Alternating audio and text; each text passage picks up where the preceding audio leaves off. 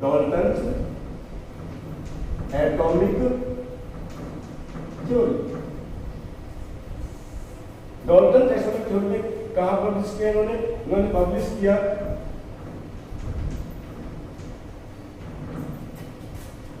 New philosophy, new system of chemical philosophy, means जो chemical behaviours हैं उनके बारे में बताया। तो new system of chemical philosophy, इसमें इन्होंने क्या किया, पब्लिश किया और इन्होंने क्या बताया कि जो एटम है अकॉर्डिंग टू हिम क्या हो गया, तो इन्होंने डाल्टन की थ्योरी प्रपोज की, तो उसके अकॉर्डिंग क्या है, atom is smallest indivisible, smallest है indivisible particle of matter. Atom कैसा है, smallest indivisible particle of matter. उन्होंने कहा कि जो एटम है ये सबसे छोटा पार्टिकल है और इसको हम डिवाइड नहीं कर सकते, it can not B divided. तो एटम क्या है, it is the smallest indivisible particle of the matter है। और इन्होंने अपनी थ्योरी में क्या क्या इंक्लूड किया, तो उसने कहा कि जो सारे एटम हैं एक ही एलिमेंट के, वो सब कैसे होते हैं, कैसे होते हैं, यानी कि अब उसकी जो और बातें हैं हम उसकी बात करते हैं। Means all the atoms of an element, किसी भी एक एलिमेंट के सारे atoms are identical.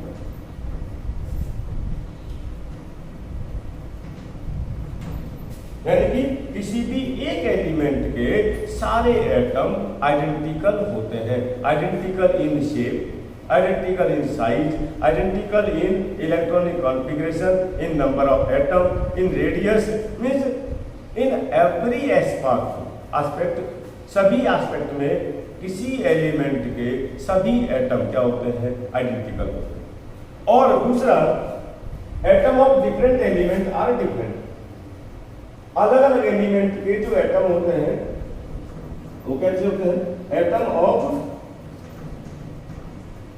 Different element are different, अलग अलग जो एलिमेंट हैं उनके एटम्स कैसे होते हैं, डिफरेंट होते हैं। सेम एलिमेंट है एटम सेम होंगे, डिफरेंट एलिमेंट्स हैं एटम डिफरेंट होंगे। फॉर एग्जांपल हम बात करते हैं जैसे आयरन, तो आयरन के सारे एटम्स एक जैसे होंगे, एल्यूमिनियम सारे एटम एक जैसे होंगे, but atom of iron and aluminium are different. अब डिफरेंट कैसे होंगे उसकी बात हम लोग आगे करते रहेंगे। और तीसरा बात किया उन्होंने कि कंपाउंड बनता है, कंपाउंड कैसे बनता है, व्हेन एटम्स कंबाइन, जब एटम कंबाइन करते हैं इन आ डेफिनेट रेशो, जब एटम क्या होते हैं एक फिक्स्ड रेशो में कंबाइन करते हैं तब क्या बन जाता है, कंपाउंड होता है। और ये जो कंपाउंड की जो बात करते हैं, कंपाउंड क्या है, कंपाउंड में हम क्या कहते हैं कि इट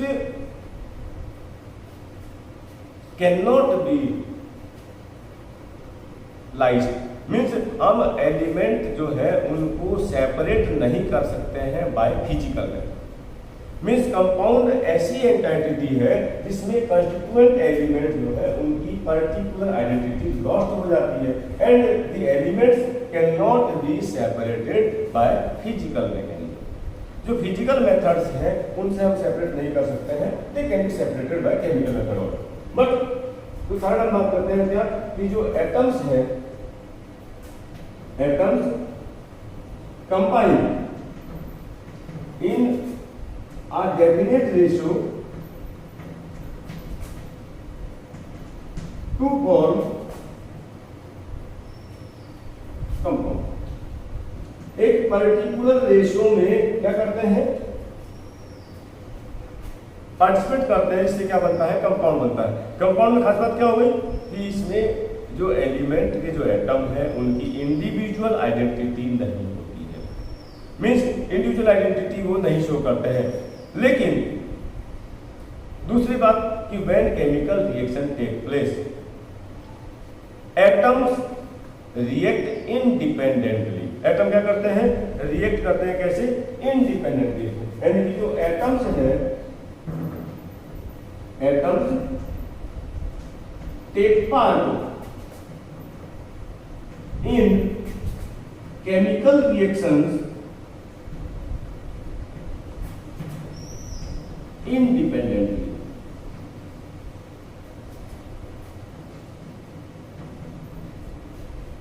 ये एग्जिस्ट नहीं करता है अकेला, आइसोलेटेड फॉर्म में एग्जिस्ट नहीं करता है, बट जब भी केमिकल रिएक्शन होगी वो आइसोलेटेड फॉर्म में ही रिएक्शन करेगा। इट मींस इनडिपेंडेंट रिएक्शन करेगा, और इसको हम क्रिएट नहीं कर सकते हैं और डिस्ट्रॉय नहीं कर सकते हैं। ये बात तो हम जान रहे हैं। According to law of conservation of mass, atom can not be created, means matter can not be created nor be destroyed. Mass can not be created nor be destroyed. एक मैटर को दूसरे मैटर में हम convert कर सकते हैं, but उसको हम डिस्ट्रॉय और क्रिएट नहीं कर सकते।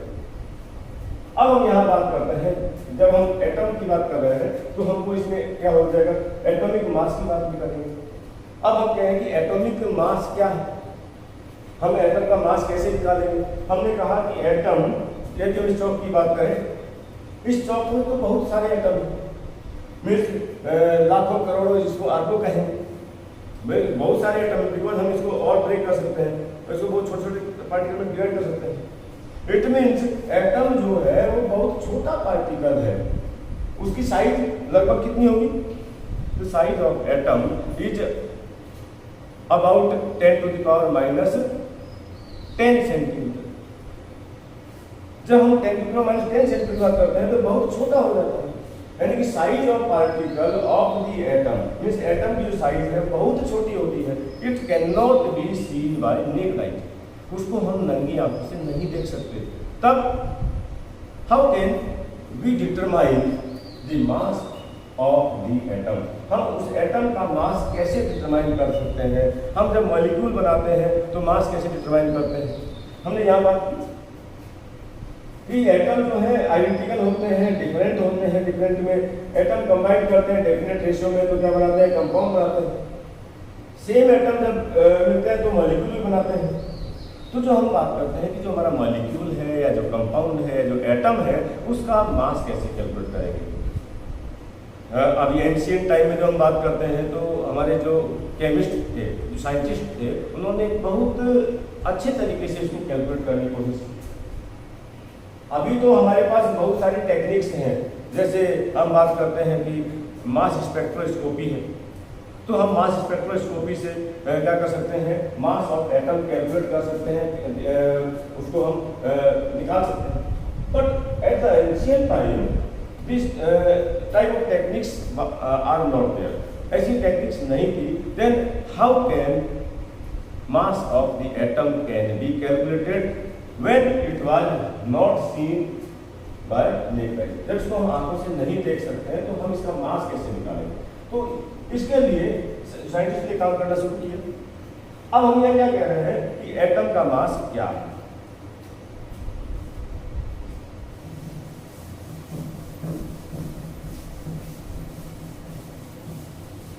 तो हम यहाँ बात करते हैं that is mass of the atom. इसको हम कहेंगे एटॉमिक मास। और यदि मास ऑफ मॉलिक्यूल की बात करेंगे तो मॉलिक्यूलर मास। तो सबसे पहले जब मास कैलकुलेट करने की शुरुआत की तो कैसे कैलकुलेट किया गया? By relative to other. यानी साइंटिस्ट ने क्या एक तरीका निकाला, उसने कहा कि हम किसी एक का मास मान लेते हैं एवरेज में। हम क्या करते हैं? एक का मास एवरेज में मान लेते हैं और उसके मास के अकॉर्डिंगली हम क्या कर देंगे? दूसरे का मास डिवाइड कर देंगे।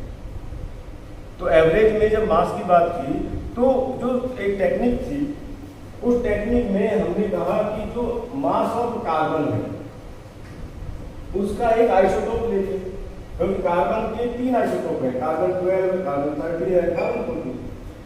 And it was assumed that mass of carbon 12 is 12। क्या मान लिया उसको?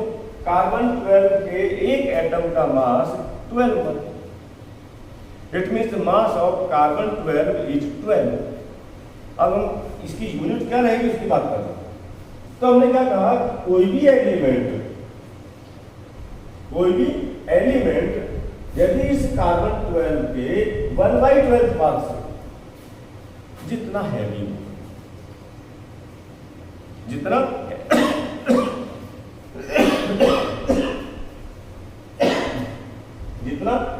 होगा वो क्या हो जाएगा इसका atomic mass.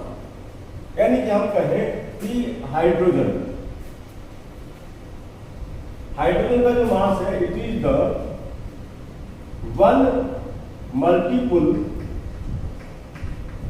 Of 1/12 part of carbon.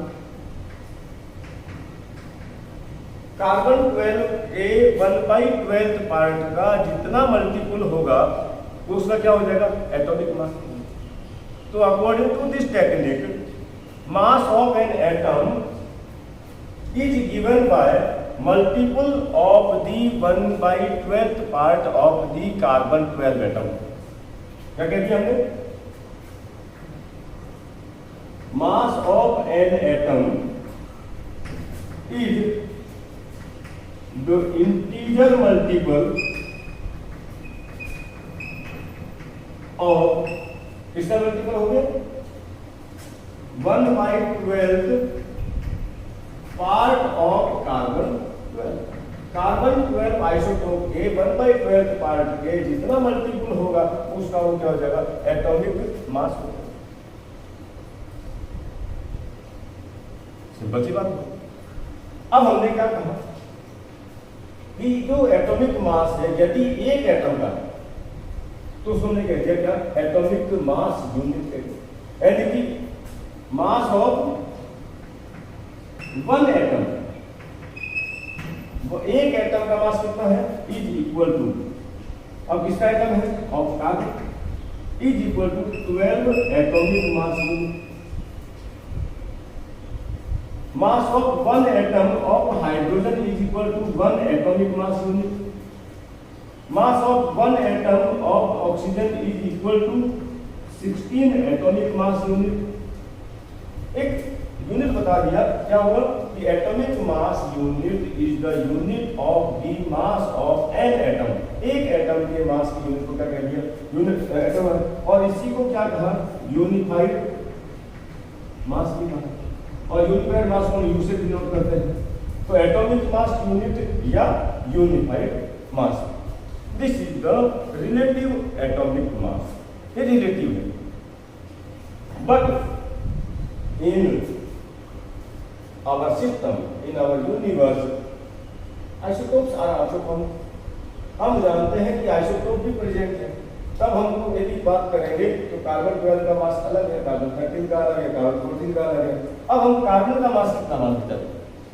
What is the mass of carbon? This is the problem for us.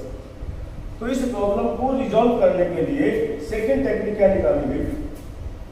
क्या टेक्निक दिया कि जो एटॉमिक मास है ये रिलेटिव है और we are using the average atomic mass of element. हम element का एवरेज एटॉमिक मास यूज करते हैं। और जो एवरेज एटॉमिक मास है वो क्या है? तो हम कहेंगे यहाँ कि एवरेज एटॉमिक मास क्या है। तो हम पहले बात करते हैं एवरेज एटॉमिक मास की, उसके बाद हम बात करेंगे मॉलिक्यूलर मास की। तो average atomic mass, average atomic mass is the average of the masses of all the isotope of element with respect to their relative abundance। हम इसको डिफाइन कर लेते हैं पहले। It is the average mass of all the isotopes of atom या element करेंगे, isotope of element with respect to their relative abundance.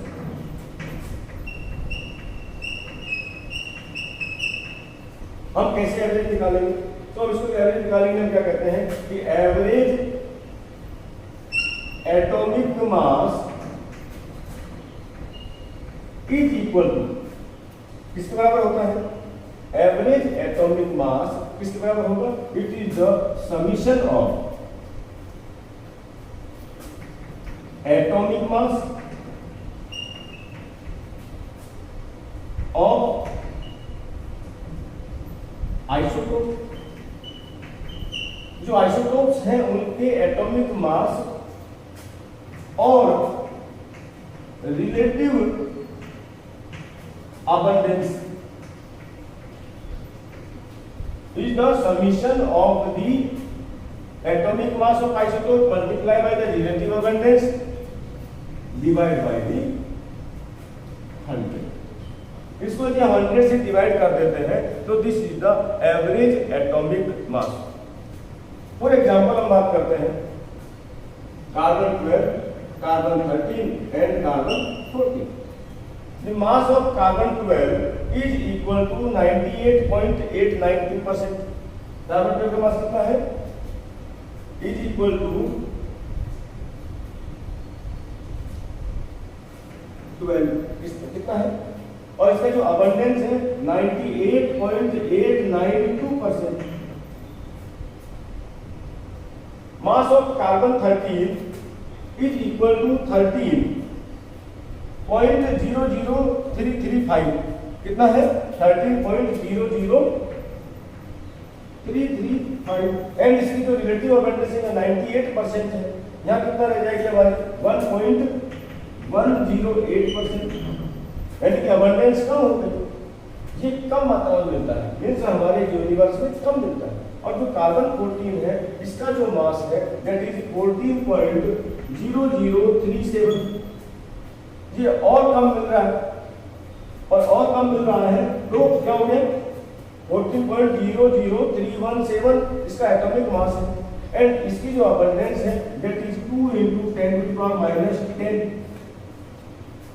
यहां हमने कहा एटॉमिक मास, इसको हमने कहा abundance.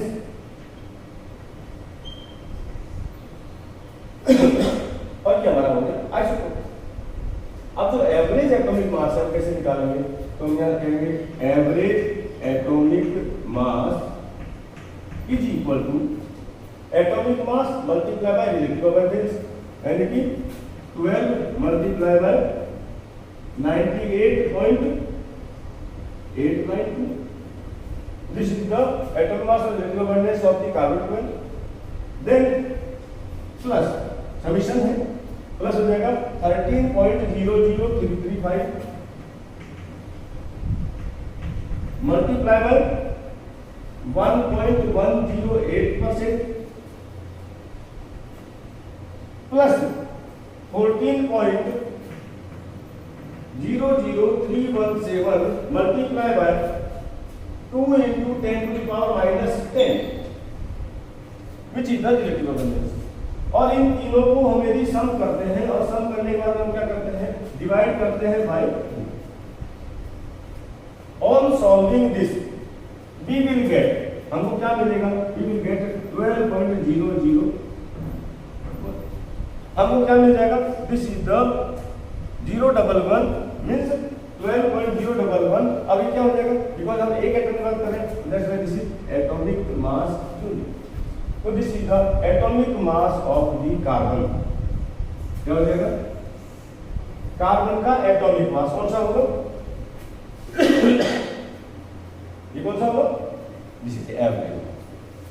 Average atomic mass is the average of all the isotopes occurring in nature with respect to their relative abundances। उनकी जो relative अबंडेंसेस है उनके रेस्पेक्ट में जो एवरेज मास है उसकी हम बात करते हैं, और that is known as average atomic mass. अब हमने कहा एटॉमिक मास यूनिट। अब आपसे ये क्वेश्चन पूछ दे what is the mass of an element in gram. Element का जो मास है उसको ग्राम में क्या कहते हैं। तो हम जब इसकी बात करते हैं तो जो एटॉमिक मास यूनिट है उसकी बात करेंगे और ग्राम की बात करेंगे। फिर जब मास को ग्राम में लिखते हैं तो हम कहते हैं उसको ग्राम एटॉमिक मास। क्या कहते हैं? ग्राम atomic mass. If mass of an element is written in gram, then this is known as gram atomic mass.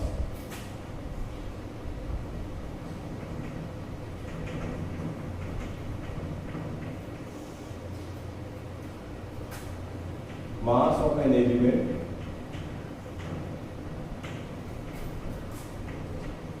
in gram. किसी भी एलिमेंट का मास इसमें ग्राम में रिप्रेजेंट करेंगे तो that is known as gram atomic mass. और हम ये जानते हैं ग्राम एटॉमिक मास क्या है? It is the mass of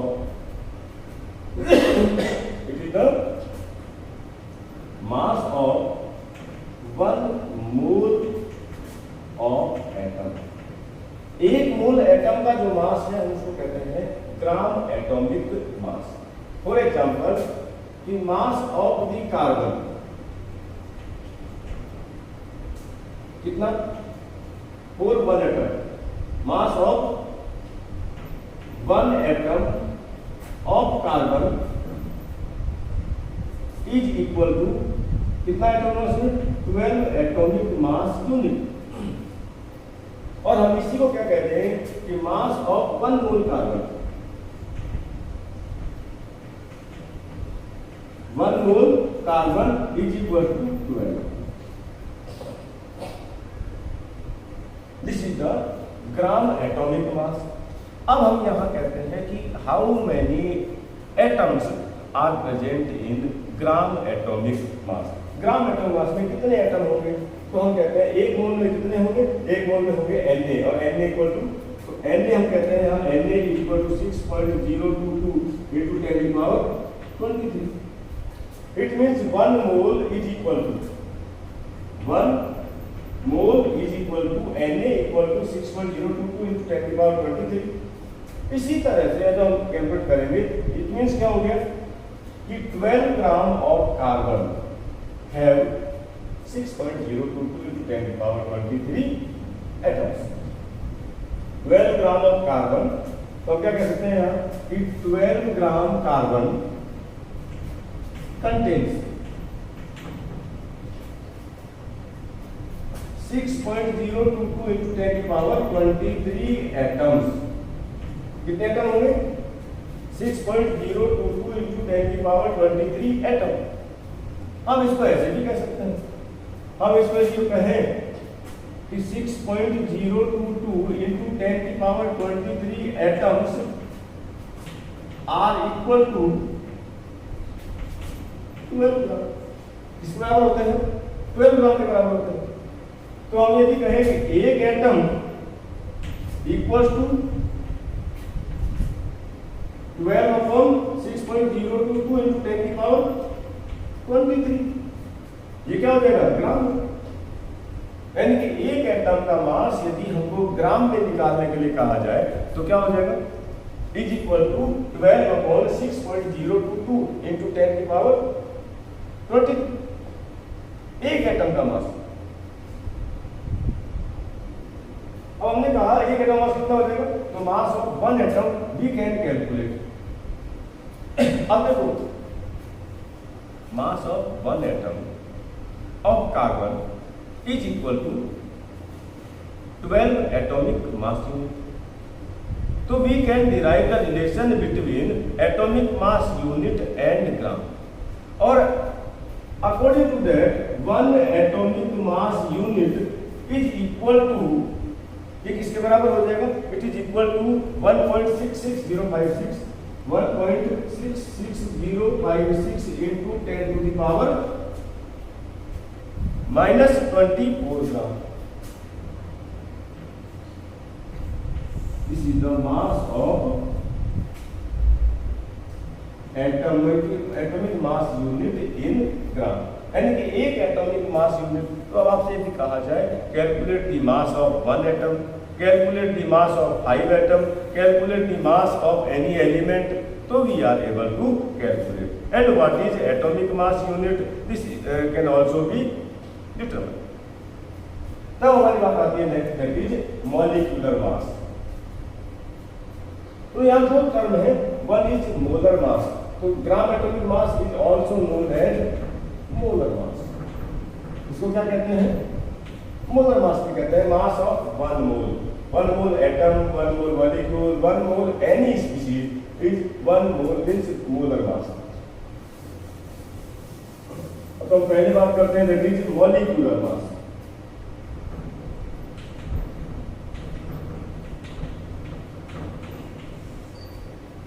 molecule मतलब क्या हो गया? जैसे हमने कहा CO2 मॉलिक्यूल। यदि हम कहें इसका मास निकालना है, कैसे निकालेंगे? तो हमको क्या करना पड़ेगा? Molecular mass is the sum of masses of all the elements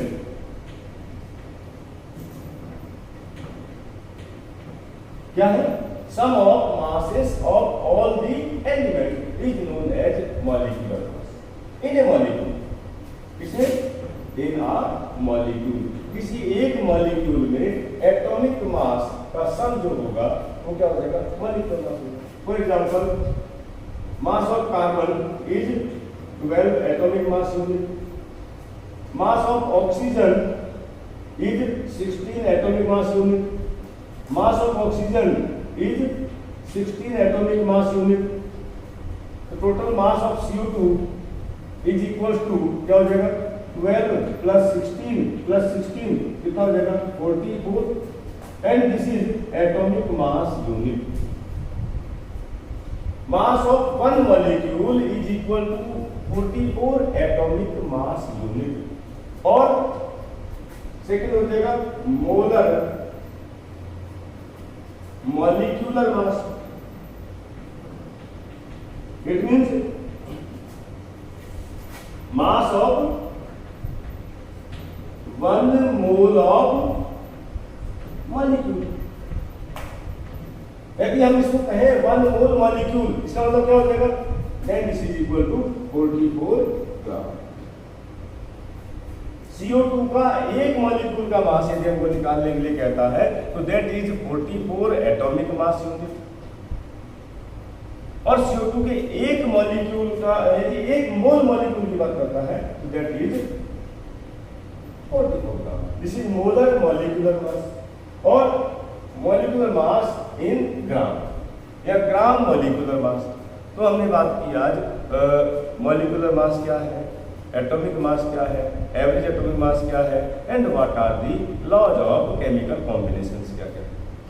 तो हम जब केमिकल कॉम्बिनेशंस की बात करते हैं तो हम यहाँ एक टर्म और आगे बात करते हैं दैट इज परसेंटेज कंपोजिशन।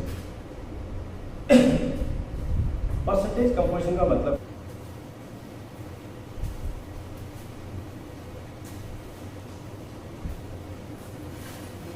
अब हम बात करते हैं बेटा, हमने बात कर ली थी अभी कि जो कंपाउंड्स हैं उन कंपाउंड्स का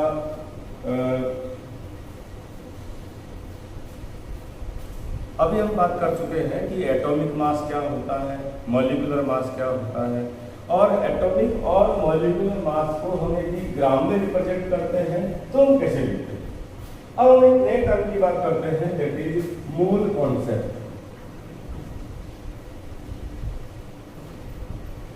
देखो बेटा, मोल कॉन्सेप्ट वैसे बहुत टफ चीज नहीं है, बहुत छोटा सा कॉन्सेप्ट है।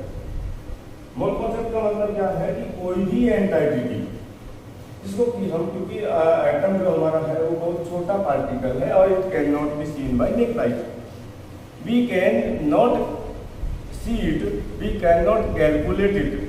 So to calculate the number of particles in a chemical reaction, a term mole is used for measurement of the amount of the substance and it is the SI unit also. तो 1 मोल which is defined by the Avogadro number. 1 mole is the entity of the species which is equal to 6.022 into 10 to the power 23 entity. ये कैसे define है? On the basis of the carbon. 1 mole is the entity. 1 mole is the number of the atoms present in 12 gram of carbon. 1 mole is the entity which is equal, which is 1 mole is equal to the number of atoms, equal to the number of atoms present in 12 gram of carbon 12 atoms. Carbon 12 के 12 ग्राम में जितने atom present होते हैं, that number is assumed to be 1 mole, and this 1 mole is equal to 6.022 into 10 to the power 23 species. It means in carbon 12, which is the atomic mass of carbon, in carbon 12 1 mole atoms are present, and this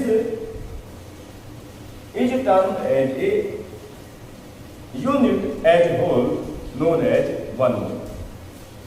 अब हम क्या कह रहे हैं कि किसी भी atom के 1 मोल में कितने प्रेजेंट हैं, कितने एटम प्रेजेंट हैं. तो from this concept we are able to calculate number of atoms in any compound, number of molecule in any compound.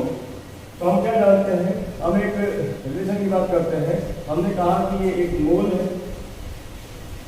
यदि हम मोल को मल्टीप्लाई करते हैं, if mole is multiplied with Na, if the number of moles is multiplied with Na, we will get number of the particles. क्या मिलेगा हमको? Number of particles मिलेगा. अब यदि हमको ये कहा जाए कि हमको नंबर ऑफ पार्टिकल्स दिया रहता है, अब हमको मोल निकालना है, तब हम कैसे निकालेंगे? तो क्या कहेंगे कि नंबर ऑफ मोल कैसे निकाल सकते हैं? Number of particles is divided by n. यदि नंबर ऑफ पार्टिकल्स को Na से डिवाइड कर देते हैं, Na क्या है? 6.022 into 10 to the power 23 species को हमने क्या किया? अवोगाड्रो नंबर कहते हैं.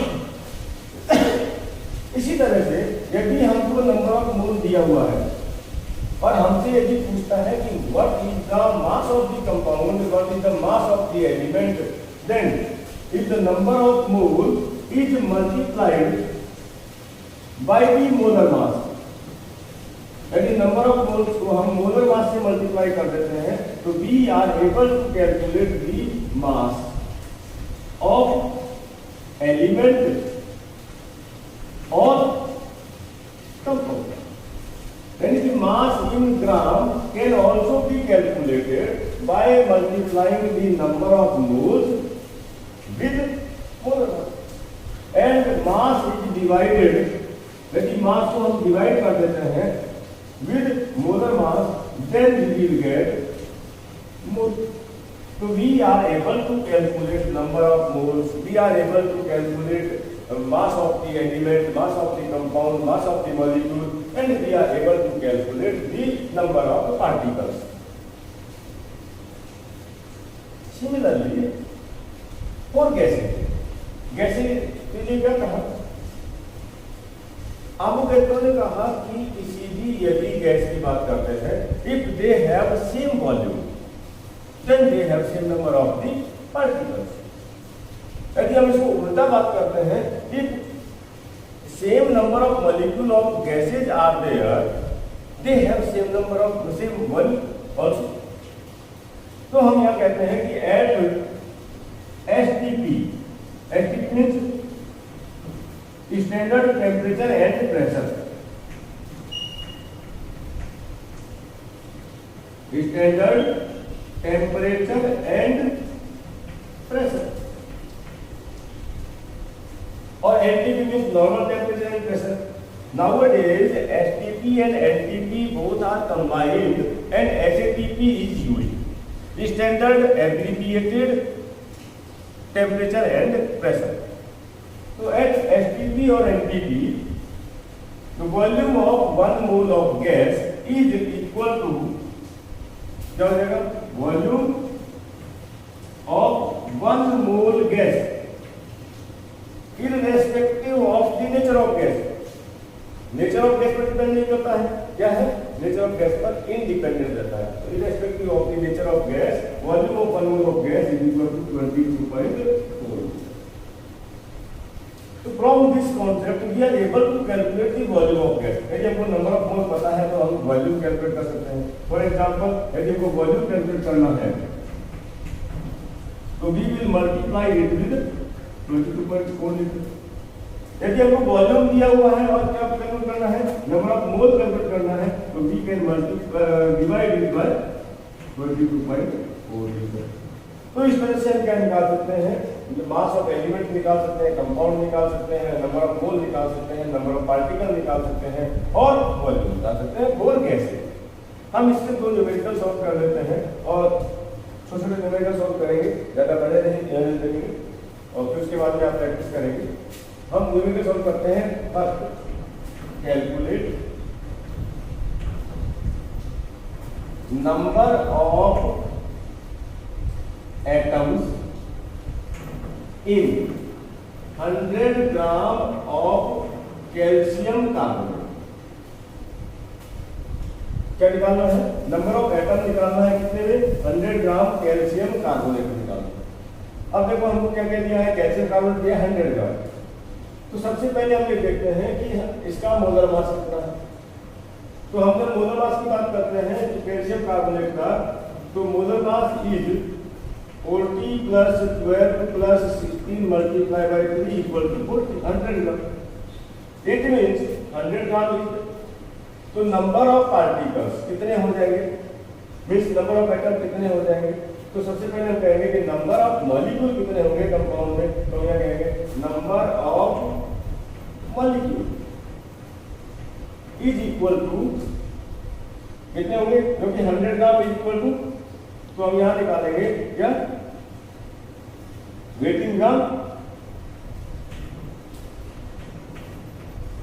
Upon molar mass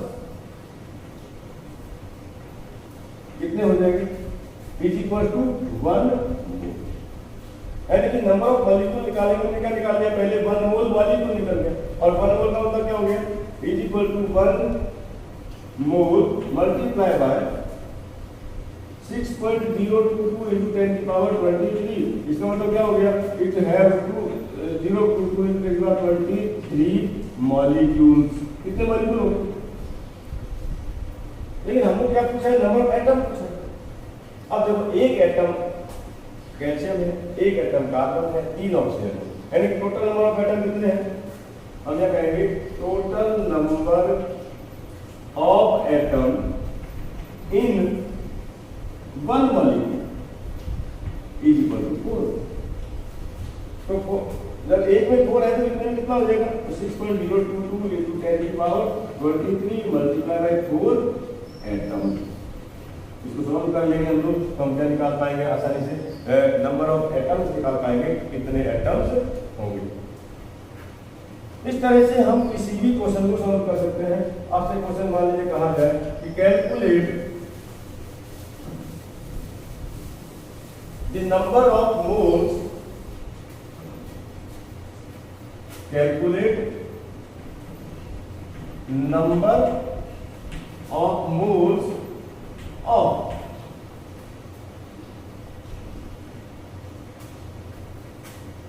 44.8 liter carbon dioxide.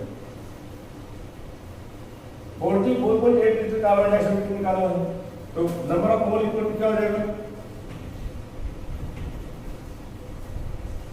Volume of gas divide by 22.4 litre. कितना हो जाएगा, दैट इज 44.8 डिवाइड बाय 22.4, इसका मतलब 2 मोल। अब देखो 2 मोल कार्बन डाइऑक्साइड, यदि हम इसी में हमको कहें कि how many atoms are present in 2 mole, तो हम क्या करेंगे, 1 molecule of CO2 have 3 atoms, तो 2 mole molecule of CO2 have 2 into 6.022 into 10 की पावर 23 into 3 है। इसको हम सॉल्व कर देंगे।